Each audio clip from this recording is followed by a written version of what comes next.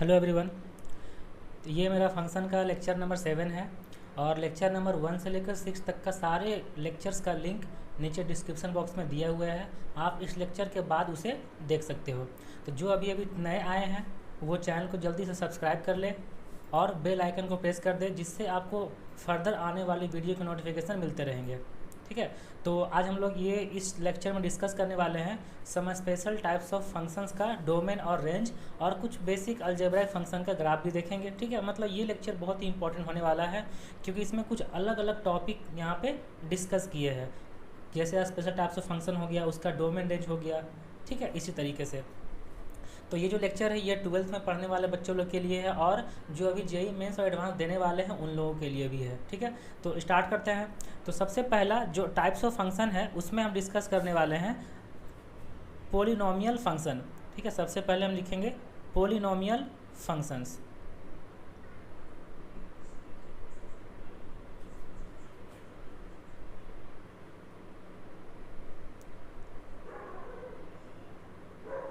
तो polynomial function होता क्या है?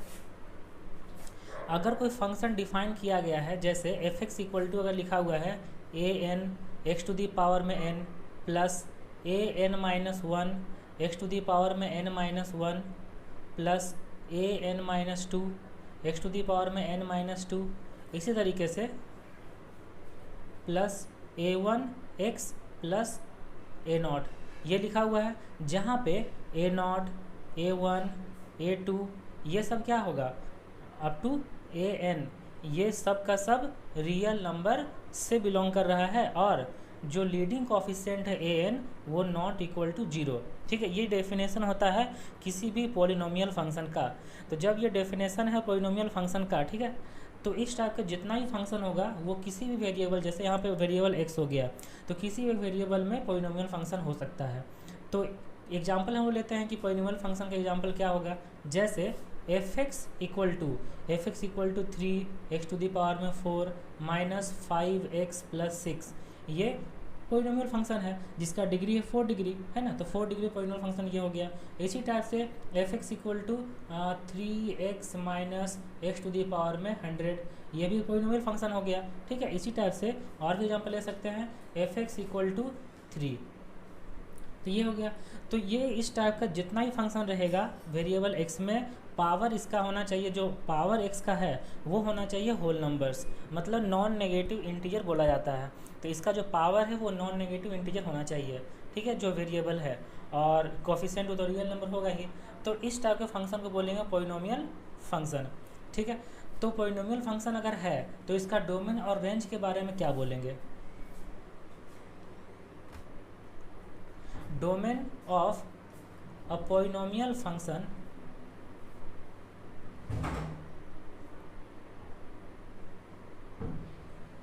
Domain of a polynomial function is always real number.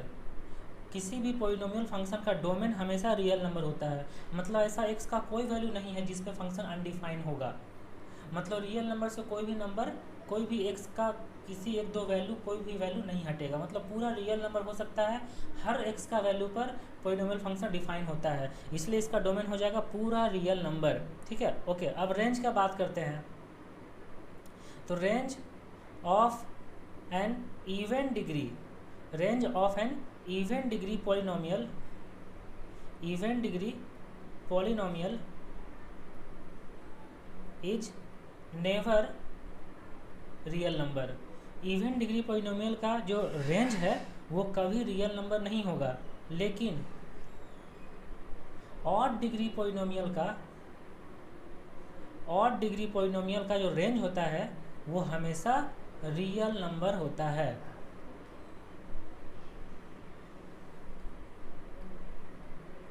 जो ऑड डिग्री पॉलिनोमियल होता है उसका रेंज हमेशा रियल नंबर होता है। बस ये आपको याद रखना है कि कोई भी फंक्शन अगर पॉलिनोमियल फंक्शन है तो उसका जो डोमेन होता है वो पूरा रियल नंबर होगा, लेकिन रेंज की बात करें तो इवन डिग्री पॉलिनोमियल का जो रेंज है वो कभी रियल नंबर नहीं होगा, हमेशा उसका सबसेट होगा, और अगर ऑड डिग्री पॉलिनोमियल है तो उसका रेंज हमेशा रियल नंबर होता है। जैसे जैसे ऊपर में हम अभी एग्जाम्पल लिए हैं कि फर्स्ट वाला f(x) equal to x to the power 4, 3x to the power 4 minus 5 plus 6 है, ये तो इसका डिग्री कितना 4 इवन डिग्री है, तो इसका जो रेंज होगा वो पूरा रियल नंबर नहीं होगा। उसका सेकंड वाला यहाँ x to the power 100 even degree है, तो इसका जो रेंज होगा वो पूरा रियल नंबर नहीं होगा। ठीक है, और देखिए यहाँ पे तो कांस्टेंट फंक्शन है ना, इसका रेंज में एक ही एलिमेंट होगा बस 3। ठीक है, ऐसे अगर हम दूसरा एग्जांपल लेते हैं f(x) equal to odd degree कोई भी, जैसे x टू दी पावर में 11 माइनस 5, ये ऑड डिग्री है, इसका जो रेंज होगा वो पूरा रियल नंबर होगा। ठीक है, इस तरीके से हम लोग पॉलिनोमियल फंक्शन का डोमेन और रेंज फाइंड करते हैं, या हम लोग पॉलिनोमियल फंक्शन का डोमेन रेंज इस तरीके से पता चलता है। ठीक है, ये हो गया पॉलिनोमियल फंक्शन। ठीक है, ओके, अब नेक्स्ट जल्दी से नोट डाउन कर लो, फिर आप लिखेंगे अलजेब्राइक फंक्शन।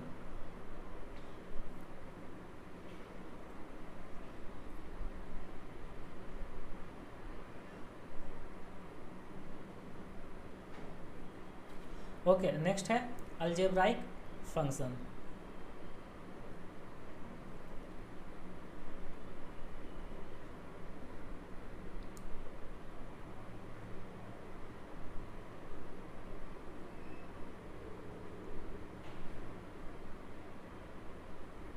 अलजेब्राइक फंक्शन होता क्या है?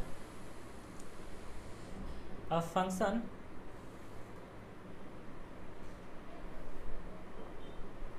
which is constructed by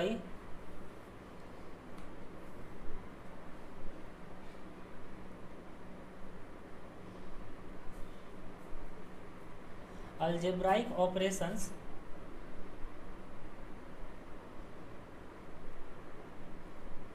such that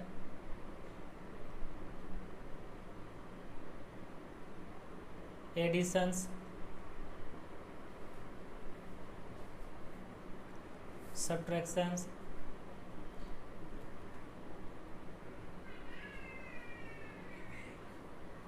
multiplication, division, radicals of polynomial functions। मतलब पॉलिनोमियल फंक्शन में अगर कोई हम अलजेब्राइक ऑपरेशन करते हैं, जैसे एडिशन कर देते हैं, सब्ट्रैक्शन कर देते हैं, मल्टीप्लिकेशन कर देते हैं, डिवीजन कर देते हैं या फिर रेडिकल साइन कर देते हैं, तो अलजेब्राइक ऑपरेशन करने के बाद किस में अलजेब्राइक ऑपरेशन करेंगे? पॉलिनोमियल फंक्शन में। तो जो फंक्शन बनेगा वही हो जाएगा अलजेब्राइक फंक्शन। ठीक है, जैसे एग्जांपल क्या ले सकते हैं इसका एग्जांपल क्या ले सकते हैं हम लोग? इसका एग्जांपल जैसे ले सकते हैं f x equal to root under x to the power 4 minus x square plus 1। तो रूट लगा दिया मतलब रेडिकल साइन लग गया। रेडिकल साइन किस में लग गया? पॉलिनोमियल फंक्शन में। इस तरीके से एफ एक्स इक्वल टू ये लिखा हुआ ये एक अलजेब्राइक फंक्शन है। उसके बाद सेकेंड एग्जाम्पल ले सकते हैं हम लोग f x equal to x to the power में 4 minus x square by x square plus 1। यहाँ पे दो पॉलिनोमियल फंक्शन को डिवाइड कर दिया, तो ये हो गया एक अलजेब्राइक फंक्शन। ठीक है, इसी तरीके से नेक्स्ट हो गया x square plus 1 plus root under 3x square minus 1। तो ये भी एक अलजेब्राइक फंक्शन हो गया। ठीक है, तो अलजेब्राइक फंक्शन समझ में आया? मतलब पॉलिनोमियल फंक्शन में कोई भी अलजेब्राइक ऑपरेशन करेंगे तो जो फंक्शन बनेगा उसको बोलेंगे अलजेब्राइक फंक्शन। तो ये हो गया अलजेब्राइक फंक्शन का एग्जाम्पल। ठीक है,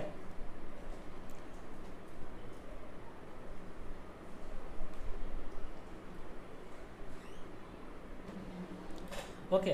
तो अब देखिए, तो अलजेब्राइक फंक्शन ये हो गया। अब देखिए जो फंक्शन अलजेब्राइक फंक्शन नहीं होगा उसको हम लोग कौन सा फंक्शन बोलेंगे? जैसे लिख सकते हैं a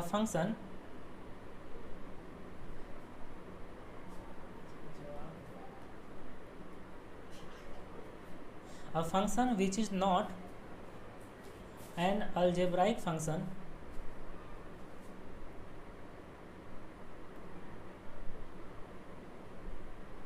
is called, जो फंक्शन अलजेब्रा फंक्शन नहीं होता है उसको हम लोग क्या बोलते हैं? उसको बोलते हैं ट्रांसेंडेंटल फंक्शन।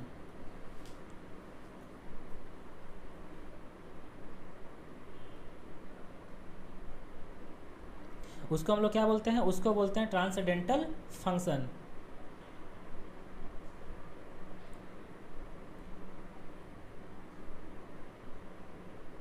जैसे ट्रांसेंडेंटल फंक्शन का क्या क्या एग्जाम्पल हो सकता है? जैसे हो गया ट्रिगोनोमेट्रिक फंक्शंस।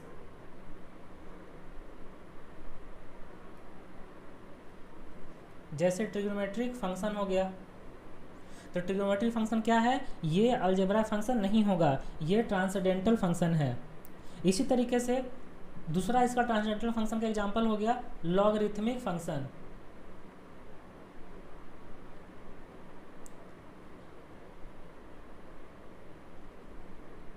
इसके बाद exponential functions, inverse trigonometric function etcetera. ठीक है, तो इस टाइप का जो ही फंक्शन होगा तो उसको बोलेंगे ट्रांसेंडेंटल फंक्शन, वो सब अलजेब्राइक फंक्शन नहीं होगा। ठीक है, तो ये हो गया अलजेब्राइक फंक्शन का डेफिनेशन, उसका एग्जाम्पल।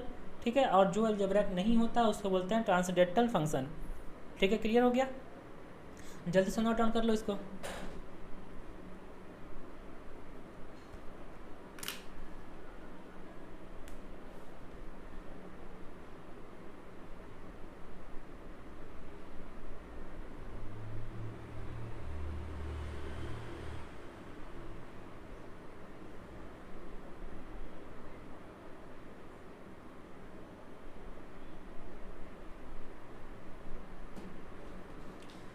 ठीक है, तो अब आगे बढ़ते हैं।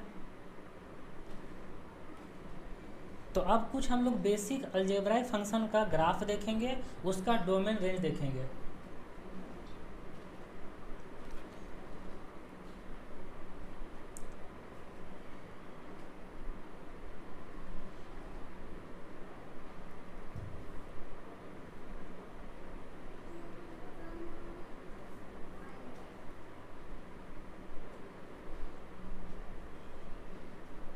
जैसे फर्स्ट में है f x equal to x square. F x equal to x square है, इसका ग्राफ देखना है। जैसे कि f x equal to x square है, इसका ग्राफ क्या होगा? ये हो गया एक्स एक्सिस, ये हो गया वाई एक्सिस, और इसका ग्राफ हो जाएगा f x equal to x square का ग्राफ हो जाएगा ऐसे, ये हो जाएगा y equal to x square का ग्राफ। ठीक है, तो जब ये ग्राफ हो गया y equal to x square का, तो इस ग्राफ से हम लोग डोमेन रेंज देख सकते हैं। डोमेन मतलब x का वैल्यू, जैसे कि f x equal to x square है, ये तो पॉलिनोमियल फंक्शन है 2 डिग्री का, तो x का वैल्यू कुछ भी रखेंगे, राइट साइड कुछ भी रख लेंगे 0 से ग्रेटर, लेफ्ट साइड कुछ भी रख लेंगे 0 से लेस, तो ये फंक्शन ऑलवेज डिफाइन होगा, इसीलिए इसका डोमेन होगा पूरा रियल नंबर। ठीक है, अब इसका रेंज की बात करते हैं। रेंज देखिए, कर्व में जो वैल्यू मिलेगा वो हमेशा पॉजिटिव मिलेगा। देखिए कर्व में किसी भी पॉइंट पे वैल्यू लेते हैं वो हमेशा y में पॉजिटिव मिल रहा है ना, y में नेगेटिव कभी नहीं मिल रहा है, इसीलिए इसका जो रेंज हो जाएगा वो हमेशा पॉजिटिव रियल नंबर होगा। मतलब रेंज होगा 0 टू इन्फिनिटी, ओपन यहाँ पे क्लोज, 0 हो सकता है 0 पे, तो ये हो गया इसका डोमेन, ये हो गया इसका रेंज। ठीक है, तो ये हो गया f x equal to x square का कर्व, उसका डोमेन और रेंज। सेकंड है f x equal to 1 by x, f x equal to 1 by x, f x equal to 1 by x का ग्राफ बनाना है और इसका डोमेन रेंज बताना है। ठीक है, करो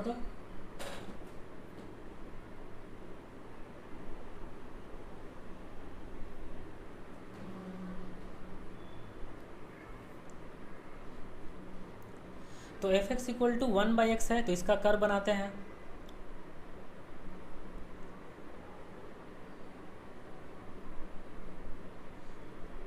तो ये हो गया एक्स एक्सिस, ये हो गया वाई एक्सिस, और f x equal to 1 by x का कर्व। अगर एक्स पॉजिटिव है तो वाई भी पॉजिटिव होगा। ठीक है, वाई पॉजिटिव होगा तो मतलब फर्स्ट क्वाड्रेंट में एक कर्व बनेगा, ऐसे फर्स्ट क्वाड्रेंट में कर्व बनेगा, और जब एक्स नेगेटिव होगा तो वाई भी नेगेटिव होगा, मतलब थर्ड क्वाड्रेंट में एक कर्व बनेगा। तो ये जो कर्व है y equal to 1 by x, इसका कर्व हो गया इस तरीके से फर्स्ट क्वाड्रेंट में और थर्ड क्वाड्रेंट में, मतलब लिख सकते हैं y equal to 1 by x. अब जब ये कर्व बन गया तो इसका डोमेन रेंज फाइंड कर सकते हैं। इसका डोमेन बता दिए कितना होगा। इसका जो डोमेन है वो चूँकि 1 बाई एक्स है और डिनोमिनेटर में 0 नहीं होना चाहिए, इसका जो डोमेन होगा वो रियल नंबर में से 0 को माइनस कर देना है, मतलब r माइनस 0, ये होगा इसका डोमेन। और रेंज क्या होगा, रेंज क्या होगा, जब हम y equal to 1 by x लिख रहे हैं तो x इक्वल टू कितना लिखेंगे 1 बाई वाई, और जब x equal to 1 by y होगा तब वहाँ पे y का वैल्यू 0 नहीं होगा। वैसे भी कर्व से देख सकते हैं कि y का वैल्यू पॉजिटिव आ रहा है, y का वैल्यू नेगेटिव आ रहा है, लेकिन 0 नहीं हो रहा है, इसीलिए इसका जो रेंज होगा वो r माइनस 0 होगा। तो f x equal to 1 by x जो कर्व है इसका डोमेन होगा r माइनस 0 और रेंज होगा r माइनस 0। ठीक है, आए समझ में। ओके, ये दोनों हो गया। उसके बाद नेक्स्ट थर्ड में f x equal to 1 by x square, f x equal to 1 by x square, इसका कर्व कैसा होगा।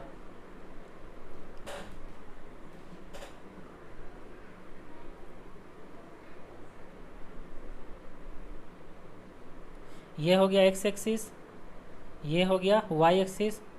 अब f x equal to 1 by x square है, तब इसका कर्व कैसे होगा। 1 बाई एक्स स्क्वायर है ना, तो अगर x पॉजिटिव होगा, x अगर पॉजिटिव होगा तो फर्स्ट क्वाड्रेंट में कर्व बनेगा। ठीक है, अगर x नेगेटिव होगा तो y तो हमेशा पॉजिटिव आएगा ना क्योंकि स्क्वायर है, तो सेकंड क्वाड्रेंट में कर्व बनेगा। इस तरीके से कर्व बनेगा f x equal to 1 by x square, मतलब लिख सकते हैं y equal to 1 by x square. ठीक है, ये कर्व बनेगा, ये आपको याद रखना है, ये सब स्टैंडर्ड कर्व है। तो अगर ये कर्व बन गया तो इसका डोमेन रेंज के बारे में क्या बोल सकते हैं। इसका जो डोमेन होगा वो तो पूरा रियल नंबर में से 0 को माइनस करना पड़ेगा ना, क्योंकि एक्स स्क्वायर डिवाइड में है, अगर 0 रखें तो वो तो अनडिफाइन हो जाएगा, है ना। इसीलिए f x equal to 1 by x square का डोमेन होगा r माइनस 0। और रेंज कितना होगा, रेंज देखिए कर्व से देखिए, रेंज हमेशा y पॉजिटिव आ रहा है, नेगेटिव नहीं आ रहा है, और y 0 भी तो नहीं आ रहा है, इसका रेंज होगा 0 से इन्फिनिटी, दोनों ओपन, और y के वैल्यू नेगेटिव नहीं मिलेगा। इस तरीके से f x equal to 1 by x square का डोमेन हो गया, रेंज हो गया, और ये कर्व हो गया। ठीक है, ओके, नेक्स्ट है 4 नंबर में f x equal to x cube, मतलब x to the power 3। F x equal to x cube है तो इसका कर्व कैसे होगा?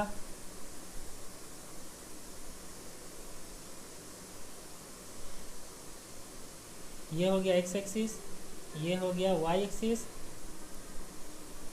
और इसका curve f x equal to x cube है ना, इसका कर्व कैसे होगा? अगर एक्स पॉजिटिव है तो वाई पॉजिटिव होगा, एक्स अगर नेगेटिव है तो वाई भी नेगेटिव होगा, मतलब फर्स्ट क्वाड्रेंट और थर्ड क्वाड्रेंट। इस तरीके से बनेगा f x equal to x cube का कर्व।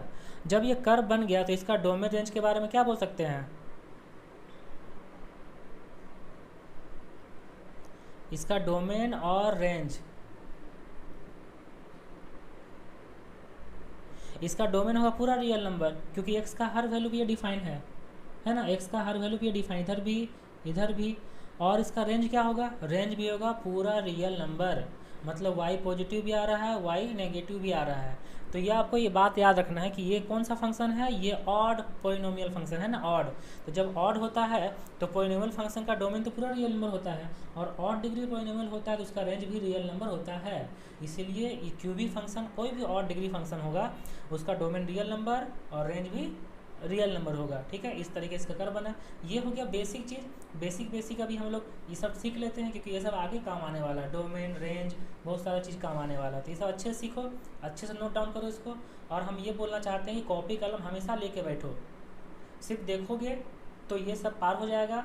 अगर आप नोट डाउन कर लेते हैं ना तो बहुत कुछ आपको समझ में आता है, और जब रिवीजन करोगे तो रिवीजन के टाइम में ये सब जो कॉपी में नोट करते हो ये बहुत ही हेल्पफुल होता है रिवीजन करने के टाइम में। ठीक है, नोट डाउन करते चलो कोई बात नहीं।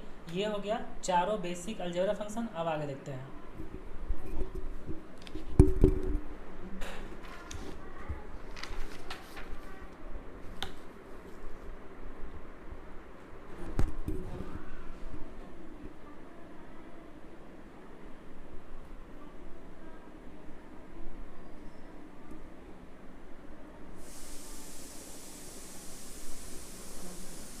ओके, अब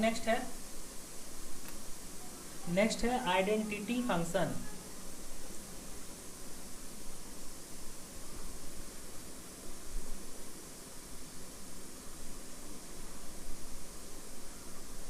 नेक्स्ट है आइडेंटिटी फंक्शन। नाम तो सुने हो ना आइडेंटिटी फंक्शन का। देखो आइडेंटिटी फंक्शन होता क्या, अगर कोई फंक्शन है R2R और डिफाइन किया गया है, define by f x equal to x, define by f x equal to x, तब इस फंक्शन को बोलेंगे कि ये एक आइडेंटिटी फंक्शन है। मतलब जो एक्स रखेंगे वही वाई मिलेगा, जितना एक्स रखेंगे उतना ही वाई मिलेगा। तो ये हो गया आइडेंटिटी फंक्शन। तो ये जब आइडेंटिटी फंक्शन है तो इसका ग्राफ कैसा होगा, इसका डोमेन रेंज क्या होगा, ये अभी डिस्कस कर लेते हैं। ये एक्स हो गया, ये वाई हो गया।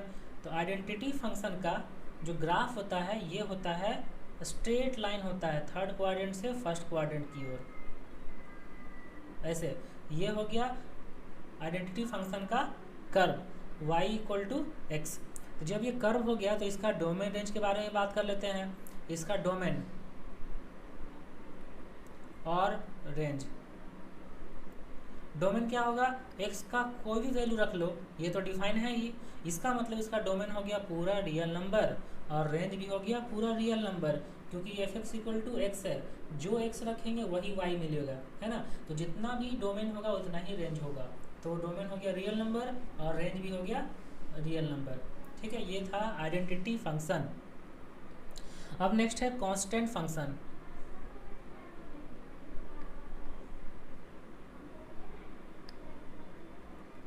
अब कांस्टेंट फंक्शन क्या होता है ये अभी डिस्कस करेंगे। ये नोट डाउन कर लिया ना आइडेंटिटी फंक्शन। तो देखिए कांस्टेंट फंक्शन क्या होता है, एफ एक्स इक्वल टू कोई constant c, f x equal to कोई constant c where c belongs to कोई भी रियल नंबर हो सकता है। बस यहाँ पे क्या है कि x का वैल्यू कुछ भी रखेंगे उसका इमेज क्या बनेगा, बस एक ही इमेज बनेगा c। तो every value of x has the single image c, ऐसे इसका डेफिनेशन लिखा जाता है। एफ एक्स सी हो गया तो इसका कर्व कैसे बनेगा, तो इसका जो कर्व है ये एक स्ट्रेट लाइन होगा कांस्टेंट। ये देखिए ये इसका स्ट्रेट लाइन होगा। तो सी का वैल्यू यहाँ से लेकर यहाँ तक सी का वैल्यू, अगर सी पॉजिटिव है तो स्ट्रेट लाइन एक्स एक्सिस के ऊपर बनेगा, अगर सी नेगेटिव है तो स्ट्रेट लाइन एक्स एक्सिस के नीचे बनेगा। ठीक है, तो ये हो गया इसका curve.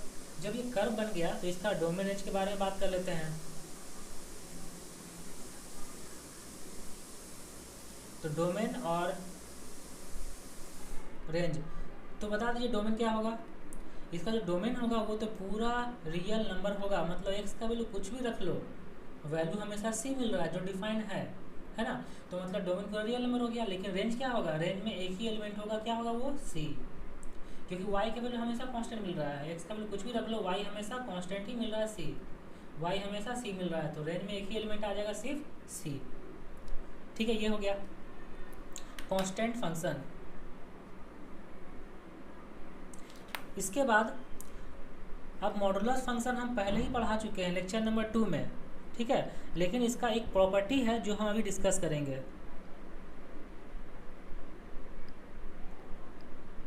Properties of modulus inequality.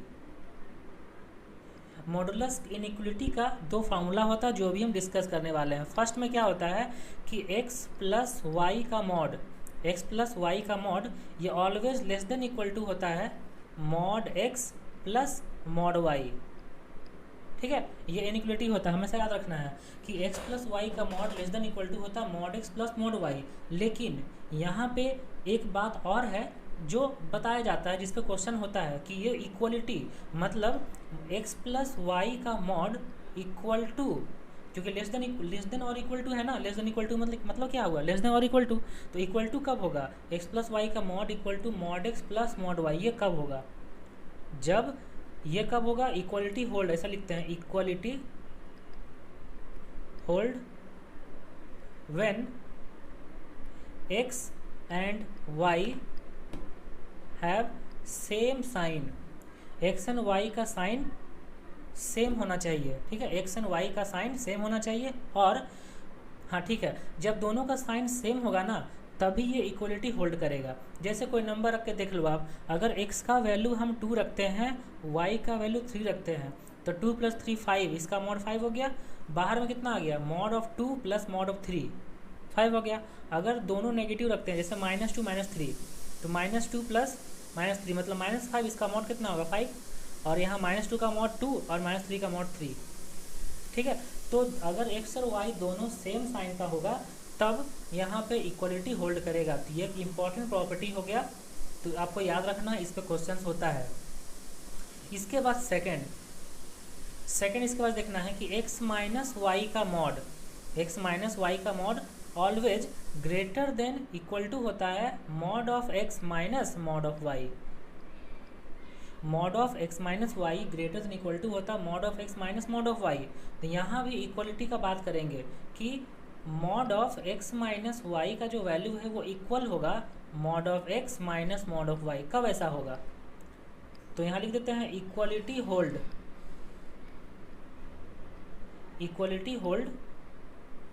When x and y have same sign, x and y have same sign and mod of x is greater than mod of y। ये आपको याद रखना है। ठीक है, कि इक्वलिटी होल्ड, सेकंड वाला inequality का इक्वलिटी कब होल्ड करेगा, जब x और y का साइन सेम होगा और mod of x greater then mod of y होना चाहिए। ये आपको ध्यान रखना है। ठीक है, ये होना चाहिए, तभी यहाँ पे इक्वलिटी होल्ड करेगा। ये दो इनइक्वलिटी का प्रॉपर्टी हो गया मॉडुलस इनइक्वलिटी का, जो आपको याद रखना है। अब इससे हम लोग कुछ क्वेश्चंस कर लेते हैं ताकि आपको ये समझ में आ जाएगा कि ये जो दोनों इनइक्वलिटी है ये हम लोग कब और कैसे यूज करेंगे।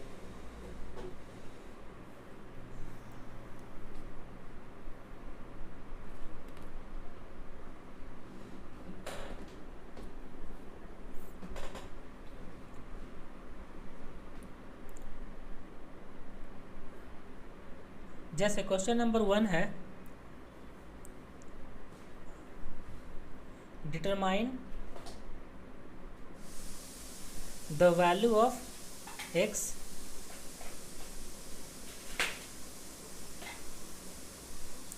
satisfying the equality mod of x square plus 4x plus 9 plus 2x minus 3 mod खत्म यहाँ पे हो गया equal to x square plus 4x plus 9 का मॉड प्लस 2x माइनस 3 का मॉड। तो यहाँ पे x का वैल्यू फाइंड करना है जिसके लिए ये इक्वलिटी होल्ड कर रहा है। तो ये जो क्वेश्चन है ये ऊपर जो प्रॉपर्टी बताए हैं उसी पर है। देखिए यहाँ पे ये जो चीज़ है यहाँ से लेकर यहाँ तक, यहाँ से लेकर यहाँ तक, ये हो गया मान लो कि a प्लस ये हो गया b। तो a प्लस b का जो मॉड है ये इक्वल टू है a का मॉड प्लस b का मॉड, है ना ऐसा। तभी तो ये दोनों को अगर अलग अलग करेंगे तो इक्वल टू आ गया आगे से। तो ये जो मॉडुलस इनइक्वलिटी अभी हम बताएं ऊपर में ये वाला फर्स्ट वाला कि x प्लस वाई का mod less than equal to mod x plus mod y है। इक्वल टू कब होल्ड करेगा? जब दोनों का साइन सेम होगा। इसका मतलब a और b का साइन सेम होना चाहिए। तो a कितना है? X square plus 4x plus 9 and 2x minus 3 have same sign. Same sign का होना चाहिए। तो ये जो फर्स्ट वाला है x square plus 4x plus 9 इसका साइन हम डिसाइड कर सकते हैं। कैसे? ये क्या है? इसका डिस्क्रिमिनेंट फाइंड करो पहले। इसका डिस्क्रिमिनेंट होगा बी स्क्वायर माइनस 4ac मतलब 16 माइनस 36। ये कितना आ जाएगा? माइनस 20 आ जाएगा। नेगेटिव आ गया ना, तो डिस्क्रिमिनेंट नेगेटिव है लेकिन a इसका पॉजिटिव है। a मतलब square coefficient, a square coefficient positive है, डिस्क्रिमिनेंट नेगेटिव, तो कर्व कैसा बनेगा? ऐसे ना बनता है इस क्वाड्रेटिक एक्सप्रेशन का कर्व। तो ये तो हमेशा पॉजिटिव है। तो जब ये हमेशा पॉजिटिव है तो सेकेंड वाला भी तो पॉजिटिव होगा। इसका मतलब 2x माइनस 3 ग्रेटर देन 0 होगा। जब 2x माइनस 3 ग्रेटर देन 0 होगा तो x का वैल्यू क्या मिलेगा? Greater than 3/2। तो यहाँ से x का वैल्यू मिल गया, x belongs to 3/2 to infinity. यही हो गया x का वैल्यू। ठीक है, आया समझ में कि वो जो दो गो प्रॉपर्टी हम लिखवाए हैं मॉडुलस इनइक्वलिटी का, इसका यूज कैसे करते हैं। ये हो गया, जल्दी से नोट डाउन कर लो।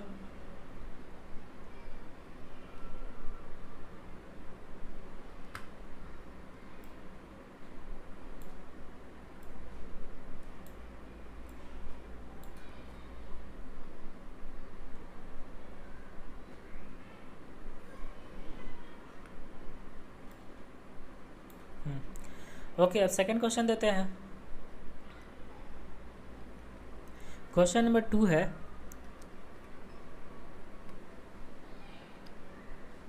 Determine the value of x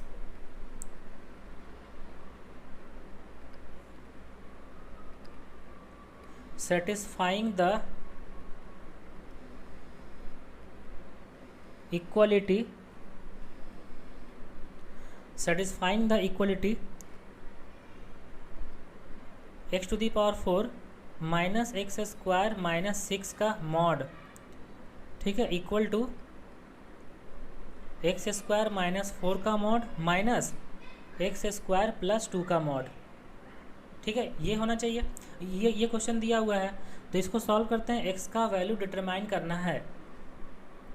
अब देखिए बाहर में जो लिखा हुआ है mod of x square minus 4 minus mod of x square plus 2, तो अंदर में जो लिखा हुआ है x square minus x to the power 4, अच्छा यहाँ पे एक्स स्क्वायर के प्लेस पे एक्स टू द पावर 4 होगा। ठीक है, इसको थोड़ा सा मिटा के लिख देते हैं।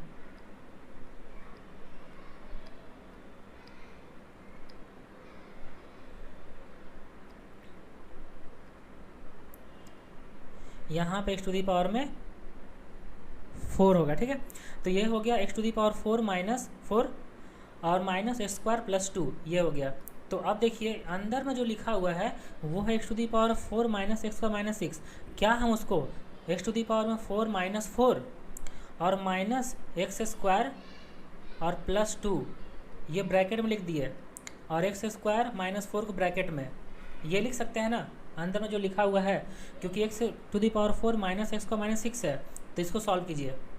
ये क्यों लिखे? ये जो बाहर में लिखा हुआ है उसी को देख के सेट कर दिए। तो ये जो इक्वल टू है वो एक्स टू दी पावर में 4 माइनस 4 का mod minus x square plus 2 का मॉड, ये कौन सा है, ये हो गया mod of a minus b equal to mod of a minus mod of B.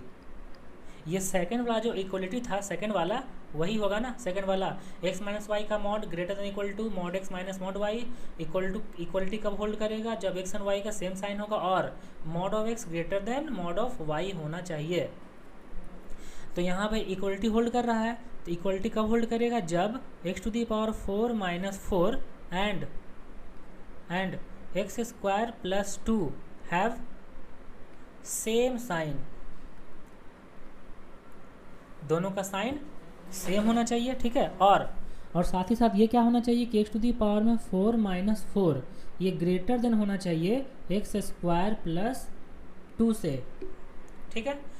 Okay, अब देखिए एक्स स्क्वायर प्लस 2 का साइन क्या होगा, एक्स स्क्वायर हमेशा पॉजिटिव होता है, प्लस 2 ऐड कर दो तो एक्स स्क्वायर प्लस 2 का साइन हमेशा पॉजिटिव होगा।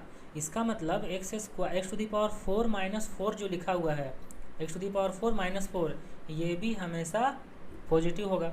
जब ये हमेशा पॉजिटिव होगा तो यहाँ से क्या लिख सकते हैं, तो यहाँ से लिख सकते हैं एक्स टू दी पावर में 4 माइनस 4 इज ग्रेटर देन 0, ठीक।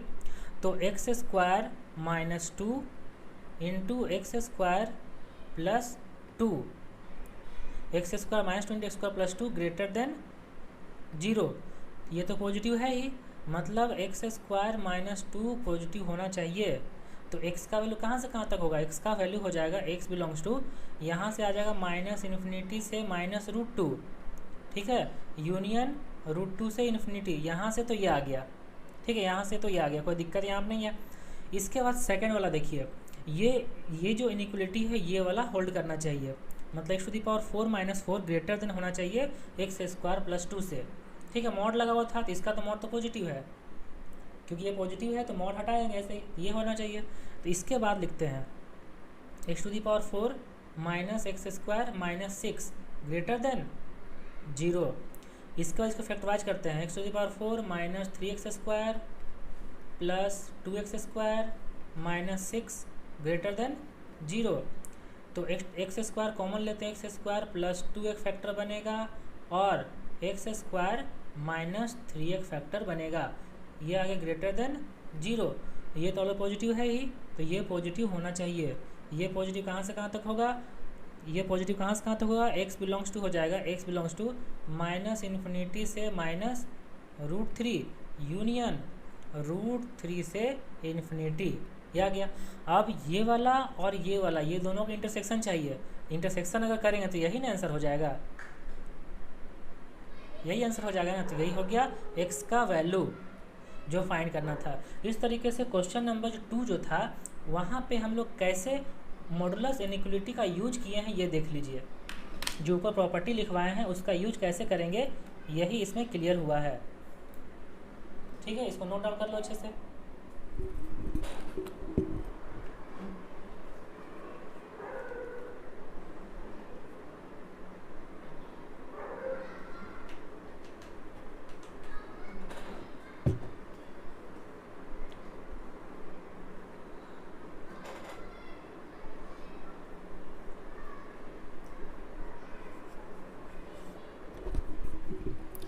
ओके, अब करते हैं नेक्स्ट क्वेश्चन की ओर।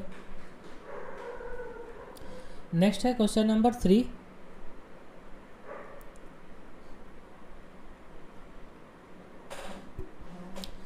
क्वेश्चन नंबर 3 है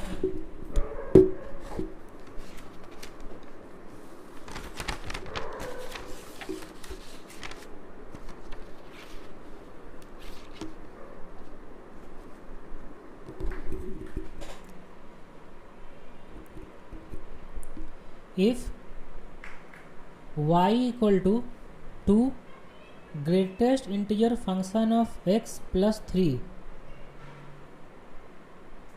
and y equal to 3 greatest integer function of x minus 2 plus 5, ठीक है। तो फाइंड करना है x प्लस वाई का बॉक्स, मतलब x प्लस वाई का greatest integer function equal to कितना होगा ये। देखिए y इक्वल टू एक ये लिखा हुआ है, y इक्वल टू दूसरा ये लिखा हुआ है, दोनों को सॉल्व करना है। x और y का जो भी वैल्यू आएगा यहाँ पे रख देना है तो आंसर आ जाएगा। ठीक है, तो सॉल्व करते हैं इसको। तो y इक्वल टू ये भी है, y इक्वल टू ये भी है, तो दोनों इक्वल करते हैं तो क्या आ जाएगा, 2 of box of x plus 3 equal to 3 of box of x minus 2 plus 5। ठीक है, होगा इतना। तो अब देखिए एक प्रॉपर्टी होता है बॉक्स फंक्शन में, बॉक्स फंक्शन मतलब ग्रेटेस्ट इंटीजर फंक्शन। ये सारा हम पढ़ा चुके हैं लेक्चर नंबर 2 में स्पेशल फंक्शन में। ठीक है, उस वहाँ जाके आप उस लेक्चर को देखो तो जितना भी ग्रेटेस्ट इंटीजर फंक्शन है, फ्रैक्शनल पार्ट फंक्शन है, मॉडुलस फंक्शन है और ये सिग्नल फंक्शन है, वो सारा स्पेशल फंक्शन को वहाँ पे डिटेल से पढ़ाया गया है। तो एक बार थोड़ा सा यहाँ बता देते हैं कि x माइनस 2 का अगर बॉक्स है तो ये इक्वल टू होता है बॉक्स ऑफ x माइनस 2, मतलब अंदर में इंटीजर है तो वो बाहर आ जाता है। तो यही प्रॉपर्टी का हम यूज करेंगे यहाँ पे कि 2 of box of x plus 3 equal to 3 of box of x minus 6 plus 5। होगा इतना ना, बाहर कर दिया बॉक्स से -2 को, तो अब 3 बॉक्स ऑफ x है, 2 बॉक्स ऑफ x इधर आ जाएगा तो कितना आ जाएगा, box of x equal to कितना आएगा, इक्वल टू 4 आएगा ना, क्योंकि -6 प्लस 5 -1 इधर चला जाएगा 4। तो बॉक्स ऑफ x का वैल्यू 4 आ गया। ठीक, तो x का वैल्यू कहाँ से कहाँ तक होगा, x का वैल्यू होगा 4 से लेकर 5 तक ना। ठीक है, ये हो गया। अब देखिए जब बॉक्स ऑफ x का वैल्यू 4 आ गया तो फर्स्ट वाले इक्वेशन से y का वैल्यू फाइंड कर सकते हैं ना। y का वैल्यू था 2 बॉक्स ऑफ x प्लस 3। ठीक, तो 2 इंटू 4 प्लस 3 कितना आ गया, यहाँ से 11 आ गया। अब x का वैल्यू मिल गया, ओके, y का वैल्यू मिल गया, यहाँ पे रखते हैं यहाँ पे। तो x का वैल्यू 4 से लेकर 5 तक और y का वैल्यू 11 हो गया, तो लिख सकते हैं ना 11 और 4 से लेकर 5 तक कोई वैल्यू अगर रखेंगे, कोई भी वैल्यू, तो ठीक है x का वैल्यू x रख देते हैं इतना। इस यहाँ से बॉक्स ऑफ x प्लस 11 तो हो जाएगा ना, क्योंकि y इंटीजर है और बॉक्स ऑफ x का वैल्यू तो 4 है, तो 4 प्लस 11 इक्वल टू 15। तो box of x plus y का वैल्यू आ गया 15। इस तरीके से ये क्वेश्चन बन गया। तो ये जो क्वेश्चन है ये स्पेशल फंक्शन पे क्वेश्चन है। स्पेशल फंक्शन मतलब यहाँ पे जो ग्रेटेस्ट इंटीजर फंक्शन दिया गया उस पर, इसको आप अच्छे समझिए, बहुत सारे अच्छे अच्छे क्वेश्चन बनते हैं इस पर। ठीक है, जल्दी से नोट डाउन कर लो।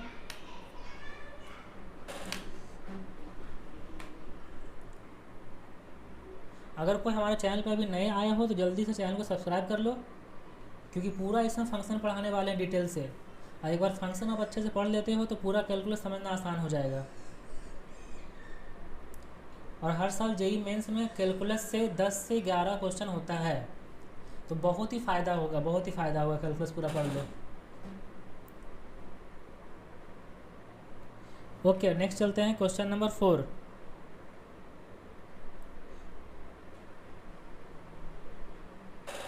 क्वेश्चन नंबर 4 है,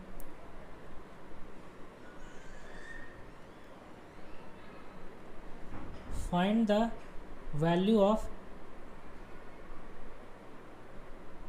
यहाँ देखिए बॉक्स फंक्शन है मतलब ग्रेटेस्ट इंटीजर फंक्शन है, तो बॉक्स ऑफ 1/2 और बॉक्स ऑफ 1/2 प्लस 1/1000 प्लस इसी तरीके से ये कहाँ तक जाएगा, बॉक्स ऑफ 1/2 प्लस 2946/1000 यहाँ तक जाएगा।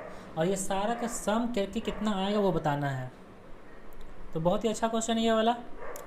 ठीक है, तो देखिए बॉक्स ऑफ 1/2 है ना, तो बॉक्स ऑफ 1/2 का वैल्यू कितना होगा, 1/2 मतलब 0.5 और बॉक्स मतलब ग्रेटेस्ट इंटीजर फंक्शन, तो 0.5 का GIF कितना होगा, 0, मतलब फ्रैक्शनल पार्ट ही ये इंटीजर पार्ट देता है ना वहाँ तक, मतलब 0.5 तक जो इंटीजर वैल्यू है उससे आगे नहीं जाएंगे, उससे पीछे तक आ सकते हैं। तो 1/2 तक इंटीजर वैल्यू क्या है, 0, तो 0 होगा।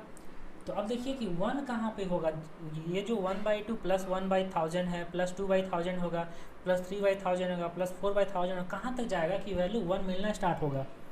तो देखिए इसको कैटेगराइज करते हैं, 1/2 का बॉक्स हो गया प्लस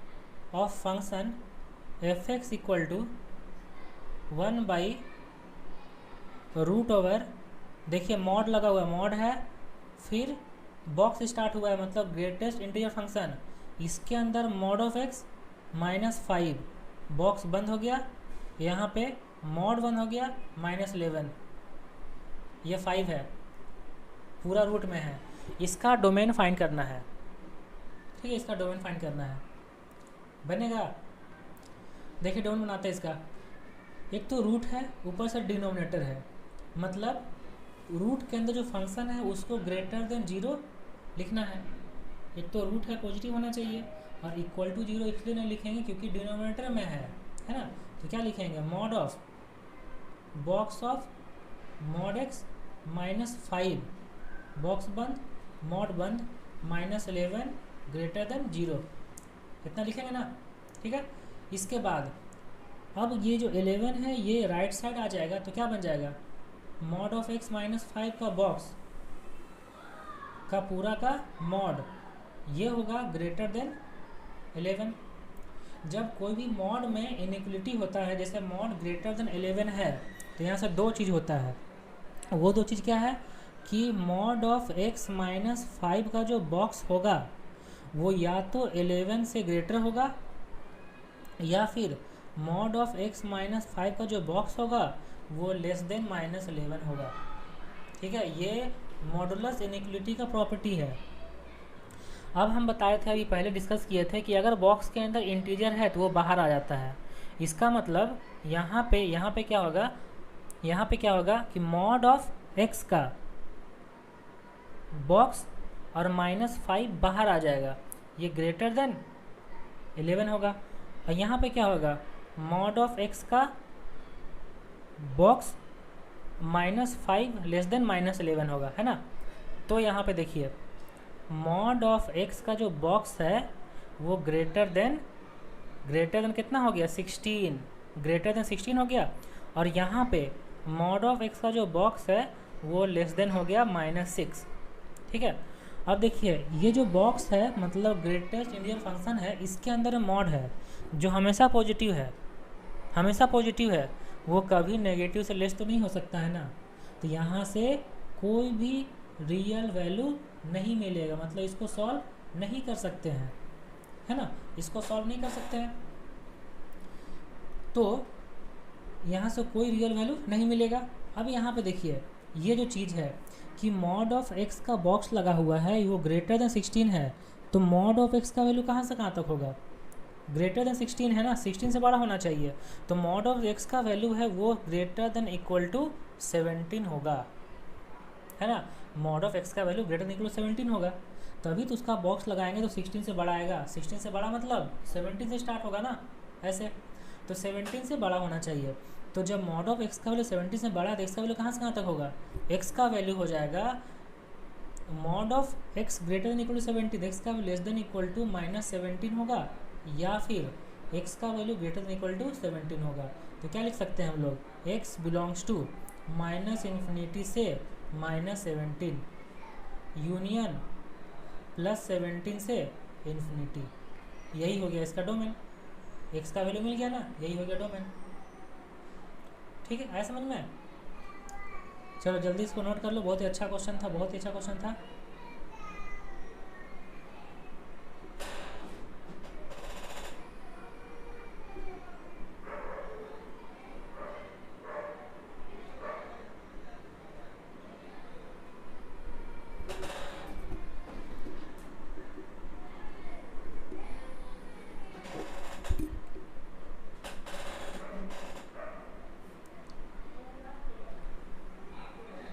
तो ये था क्वेश्चन नंबर 5। ओके, अब है question number 6।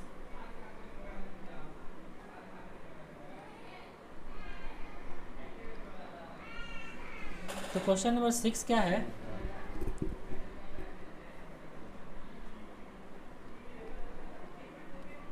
Solve the equation 2x - 1 का मॉड, देखिए 2x - 1 का मॉड है और ये इक्वल टू है 3 of box of x plus 2 of fractional part of x. ठीक है, ये फ्रैक्शनल पार्ट ऑफ एक्स है, ये बॉक्स ऑफ एक्स है। सॉल्व करना मतलब एक्स का वैल्यू फाइंड करना। ठीक है, तो देखिए मॉड है तो मॉड को हम लोग पॉजिटिव नेगेटिव हटा सकते हैं, मतलब केस बनाते हैं। फर्स्ट केस लेते हैं कि 2x - 1 ग्रेटर देन 0 होगा, मतलब x का वैल्यू, अच्छा यहाँ इक्वल टू लेते हैं, ग्रेटर देन इक्वल टू 1/2 होगा। जब 2x - 1 greater than equal to 0 है तो मॉड कैसे ओपन होगा, प्लस साइन के साथ ना। तो क्या लिख सकते हैं, 2x - 1 equal to 3 of box of x plus 2 of fractional part of x होगा इतना। अब x को लिखा जाता है बॉक्स ऑफ x मतलब greatest integer function of x plus fractional part of x, ये लिखा जाता है। वही यहाँ पे करेंगे तो 2 into box of x plus fractional part of x minus 1 equal to 3 into box of x plus 2 into fractional part of x होगा इतना। तो 2 into box of x plus 2 into fractional part of x minus 1 equal to 3 into box of x plus 2 into fractional part of x। कोई दिक्कत यहाँ तक, ये cut जाएगा ना, दोनों साइड से कैंसिल आउट हो जाएगा। 2 into fractional part of x, तो क्या बचा, तो लिख सकते हैं यहाँ से box of x equal to -1। तो बॉक्स ऑफ x का वैल्यू -1 है, तो x का वैल्यू कहाँ से कहाँ तक होगा, x का जो वैल्यू है वो -1 से 0 के बीच में होगा। जो ग्रेटर देन इक्वल टू 1/2 है, क्या केस क्या लिए थे हम, ग्रेटर देन इक्वल टू 1/2 नहीं है ना, तो ये वैल्यू रिजेक्टेड हो जाएगा। यहाँ से कोई भी वैल्यू नहीं मिला, इस केस में कोई भी वैल्यू नहीं मिला। ओके, अब सेकेंड केस देखते हैं। सेकेंड केस क्या लेते हैं, सेकेंड केस लेते हैं कि 2x - 1 लेस देन 0 होगा, मतलब x का वैल्यू लेस देन हाफ। ठीक है, अच्छा इक्वल टू ले देते हैं, इक्वल टू दोनों दे सकते हैं। तो जब x का value less than equal to 1/2 होगा तो मॉड ऑफ x कैसे ओपन होगा, माइनस साइन के साथ। तो minus of 2x - 1 equal to 3 of box of x plus 2 of fractional part of x। Okay, तो यहाँ लिखते हैं 1 - 2 और x को लिख देंगे box of x plus fractional part of x, लिख सकते हैं ना। इक्वल टू यहाँ हो जाएगा 3 of box of x plus 2 of fractional part of x। ठीक है, यहाँ तो कोई दिक्कत नहीं ना। अब fractional part of x equal to क्या होगा, ये -2 ऑफ x इधर चल जाएगा, तो 4 of fractional part of x, 4 of fractional part of x equal to होगा 1 - 5 ऑफ बॉक्स x। तो यहाँ से फ्रैक्शनल पार्ट ऑफ x मिल जाएगा, सही है ना। -2 बॉक्स, -3 चला गया, -5 1 और 4, तो ये हो जाएगा 1 - 5 of box of x by 4। ठीक है, यहाँ से देखिए क्या करते हैं, जो फ्रैक्शनल पार्ट का वैल्यू है, फ्रैक्शनल पार्ट का वैल्यू वो तो हम लोग को पता है कि ये 0 से लेकर 1 तक होता है। तो जब फ्रैक्शनल पार्ट का वैल्यू 0 से 1 तक होगा तो फ्रैक्शनल पार्ट इक्वल टू ये लिखा हुआ है 1 - 5 of box of x by 4। इसका मतलब 1 - 5 of box of x by 4 का वैल्यू भी 0 से 1 तक होगा। कोई दिक्कत यहाँ तक, गुड। तो बॉक्स ऑफ x का वैल्यू फाइंड करते हैं। पहले ये वाला इनइक्वलिटी लिखते हैं, ये वाला इनइक्वलिटी, ये कितना होगा 1 - 5 of box of x greater than equal to 0। तो बॉक्स ऑफ x का जो वैल्यू है लेस देन इक्वल टू 1/5 होगा। ठीक है, अब दूसरा inequality 1 - 5 of box of x less than 4 होगा, तो 5 of box of x greater then -3 होगा। तो बॉक्स ऑफ x का वैल्यू ग्रेटर देन -3/5 हो गया। ठीक है यहाँ तक। तो देखिए जो बॉक्स ऑफ x का वैल्यू है वो -3/5 से 1/5 तक है। अब बॉक्स ऑफ x तो इंटीजर होता है, इसका मतलब है कि बॉक्स ऑफ एक्स का वैल्यू जो हो गया वो हो गया 0, -1 -3/5 से 1/5 तक जो इंटीजर वैल्यू वही लेगा ना, वो कितना आएगा, 0 आएगा। ठीक है, मतलब बॉक्स ऑफ एक्स का वैल्यू 0 आ गया। इसका मतलब है कि एक्स का वैल्यू अगर हम लोग यहाँ पे देखते हैं, फ्रैक्शनल पार्ट इक्वल टू कितना आया था, फ्रैक्शनल पार्ट इक्वल टू था 1 - 5 बॉक्स ऑफ एक्स बाई 4। अब बॉक्स ऑफ एक्स का वैल्यू 0 आ गया, रख देंगे, कितना आ जाएगा 1/4। जब फ्रैक्शनल पार्ट का वैल्यू 1/4 आया है तो एक्स का वैल्यू 1/4 ले सकते हैं ना, क्योंकि एक्स का value less than equal to half है, तो x इक्वल टू 1/4 आएगा। तो यही हो जाएगा सॉल्यूशन, सॉल्व करना था ना, तो x का वैल्यू आ गया 1/4, यही हो गया मेन सॉल्यूशन। ठीक है, आया समझ में। एक बार फिर से आप देख लीजिए, ऊपर से क्वेश्चन था, 2 केस लिए, फर्स्ट केस सेकंड केस लिए मॉड को हटाने के लिए, उसके बाद सॉल्व कर दिए तो x का वैल्यू 1/4 आ गया, यही हो गया आंसर। ओके, ये था क्वेश्चन नंबर 6। अब लेते हैं क्वेश्चन, देखते हैं question number 7।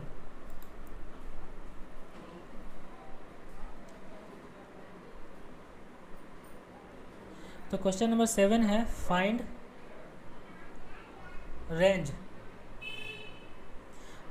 Range of the function f(x) equal to x minus greatest integer function of x by 1 plus x minus greatest integer function of x। इसका रेंज फाइंड करना है। ठीक है, इसका रेंज फाइंड करना है। करो, ट्राई करो, फिर बताते हैं।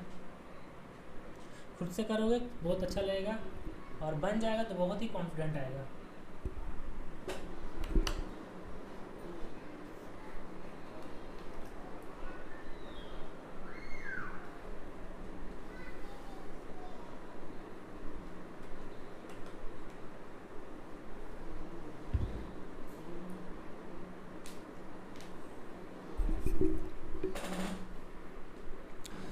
चलो ठीक है, बनाते हैं इसको।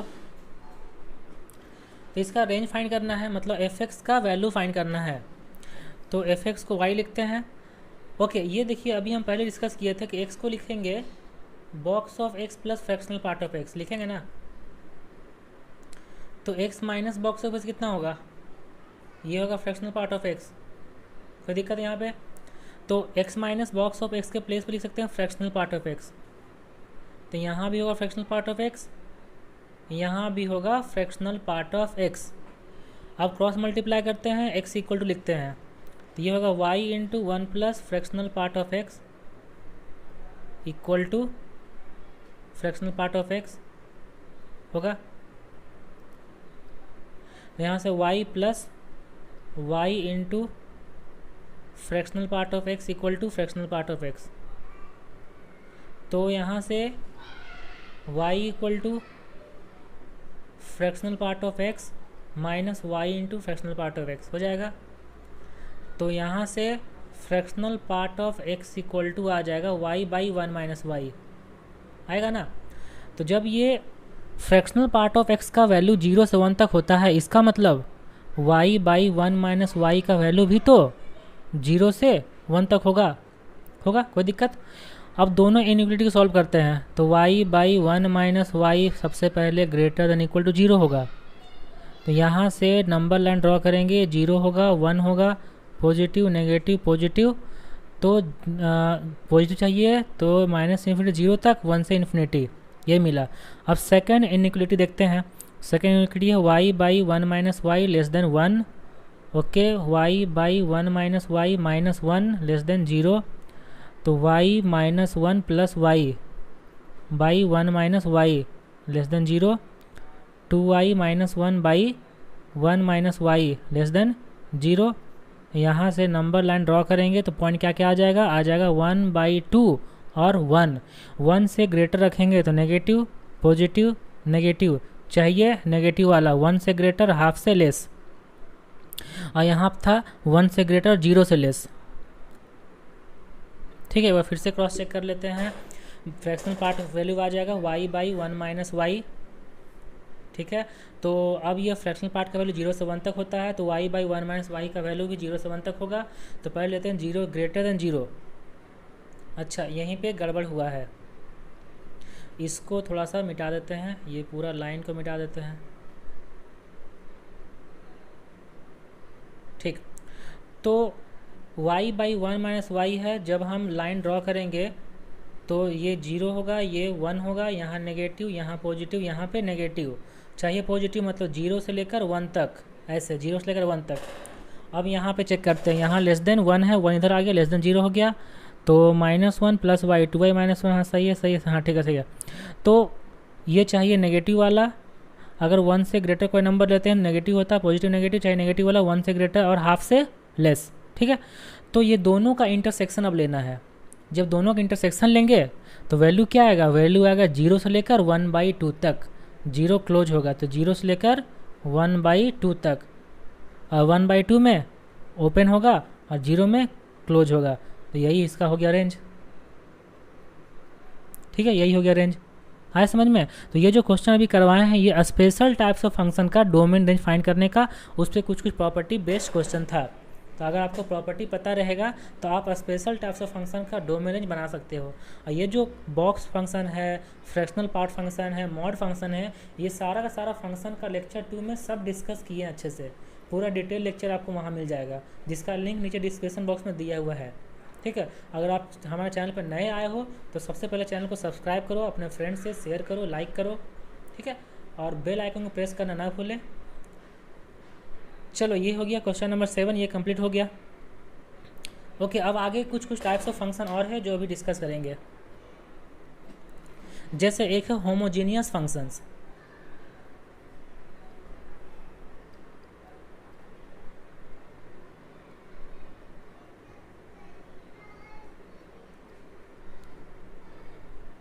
जब फंक्शन आगे पढ़ोगे ना तो होमोजीनियस एक टर्म आता है कि होमोजीनियस फंक्शन, तो वहाँ पे फिर आपको दिक्कत नहीं होगी अगर अभी पढ़ ले तो यहाँ पे। तो देखो होमोजीनियस फंक्शन क्या होता है।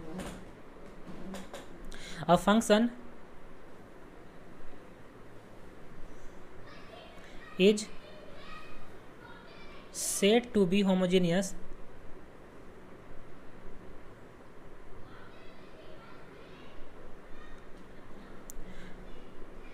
with respect to any set of variable, with respect to any set of variables when each term have same degree, when each term have same degree with respect to the variable।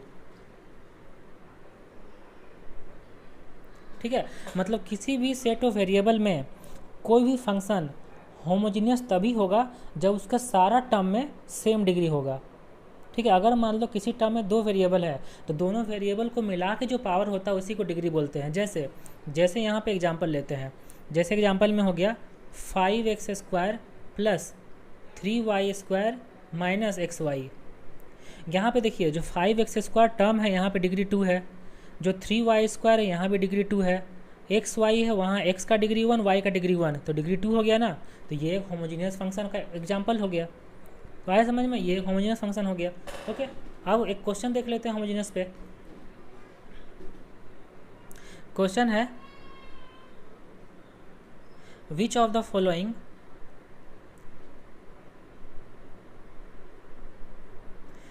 Following is not a homogeneous function.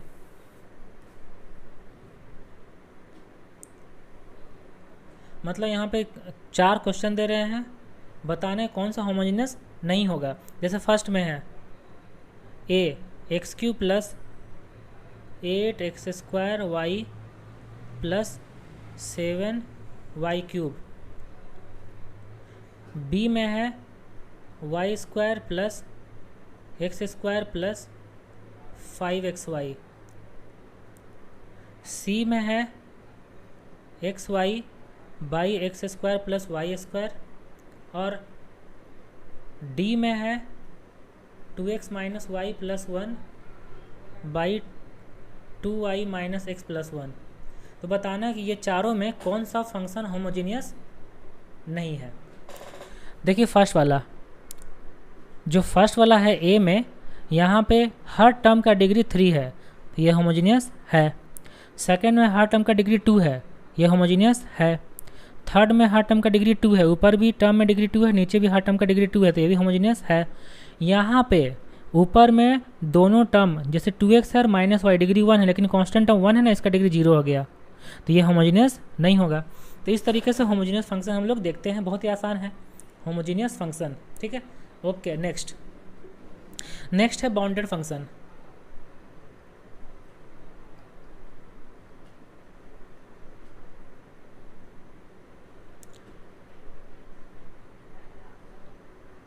तो bounded function क्या होता है?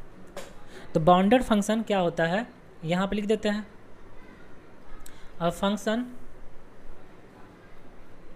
Is said to be bounded if जो f(x) का value है वो greater than equal to m होगा और less than equal to n होगा। इक्वल टू नहीं भी, हाँ ठीक है, इक्वल टू होना चाहिए। तो f(x) जो फंक्शन है वो greater than equal to m होगा, less than equal to n होगा, वेयर m n कोई भी रियल नंबर हो सकता है, कोई भी कांस्टेंट हो सकता है। ठीक है, ये मतलब f(x) का वैल्यू बाउंड हो गया ना, पूरा रियल नंबर नहीं है, लिमिट हो गया, कहाँ से कहाँ तक, m से लेकर n तक, दोनों इक्वल टू होना चाहिए, है ना, ऐसा।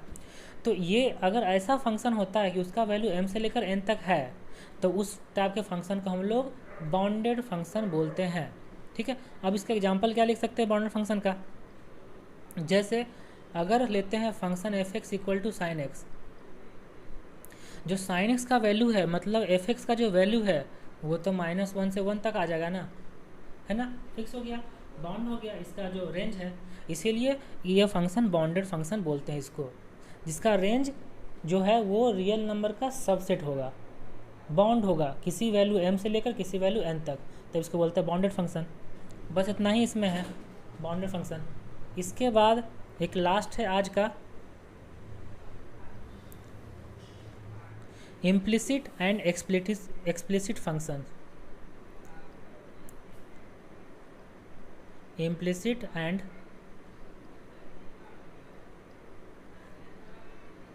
Explicit functions. ठीक है, ये दोनों फंक्शन क्या होता है, ये बहुत ही आसान है समझना। तो यहाँ बताते हैं, अगर फंक्शन कोई फंक्शन है y जो x के टर्म में लिखा हुआ है, तो देखिए if y can not be expressed in x alone, अगर y को सिर्फ x में एक्सप्रेस नहीं कर सकते हैं, then it is called implicit function, तब इसको बोलते हैं इम्प्लिसिट फंक्शन। ठीक है, अगर y को x के टर्म में एक्सप्रेस नहीं कर सकते हैं, तब उस सेंस में इसको बोलेंगे इम्प्लिसिट फंक्शन।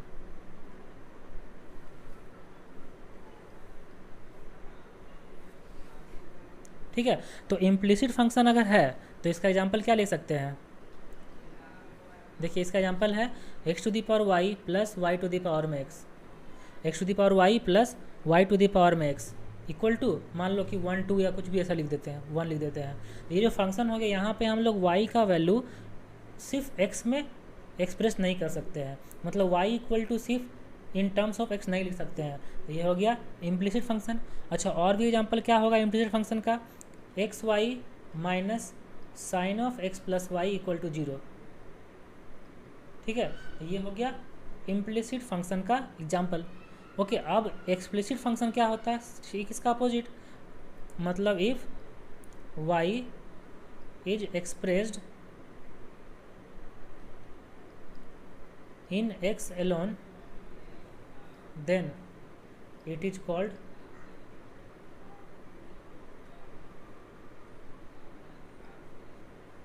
explicit function।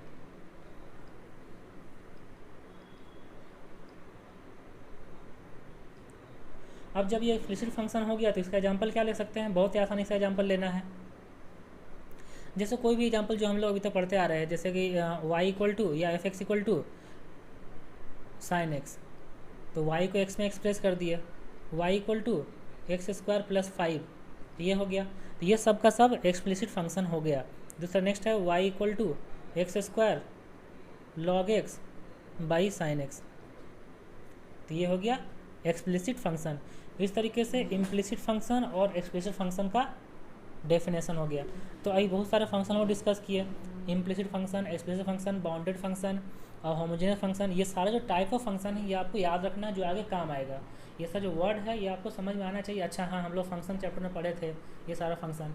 तो होप आप लोग ये लेक्चर बहुत ही अच्छा लगा होगा। हम लोग खत्म करते हैं यहीं पे ये लेक्चर में 7 था।